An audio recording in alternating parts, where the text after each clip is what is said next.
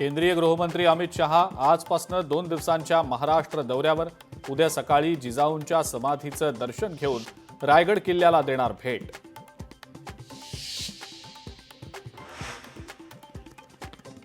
नाशिक आणि रायगडच्या पालकमंत्रीपदाचा तिढा सुटणार. अमित शहांच्या महाराष्ट्र दौऱ्यामध्ये घोषणा होण्याची शक्यता.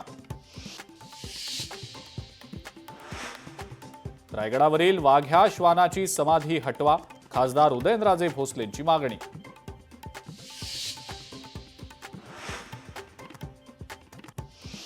आमदार संतोष बांगर छत्रपती संभाजीनगरच्या एमजीएम रुग्णालयातल्या डॉक्टरवर संतापले. डेंग्यूच्या रुग्णाचं 6 लाख रुपये बिल कसं?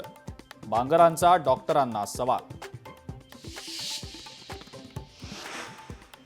दीनानाथ मंगेशकर रुग्णालयाप्रकरणी पुणे पालिकेच्या माता मृत्यू अन्वेषण समितीचा अहवाल सादर. राज्य महिला आयोगाच्या अध्यक्षा रुपाली चाकणकरांची माहिती. सरकारनं तातडीनं कारवाई करण्याची आयोगाची मागणी. एवढे पैसे काय पुजायला ठेवलेत का? उपमुख्यमंत्री अजित पवार यांचा दीनानाथ मंगेशकर रुग्णालयाच्या अखर्चित 35 कोटी रुपयांच्या निधी संदर्भात सवाल.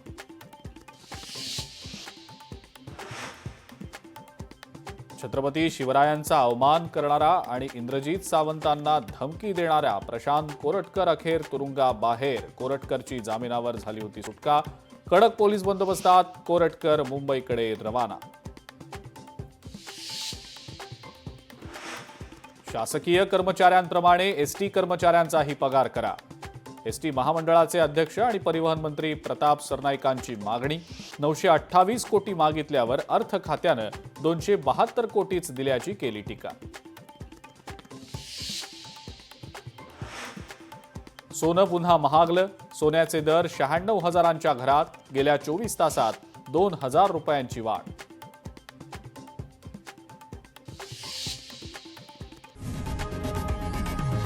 लोकशाही मराठी ऐका, पहा, जागरूक रहा.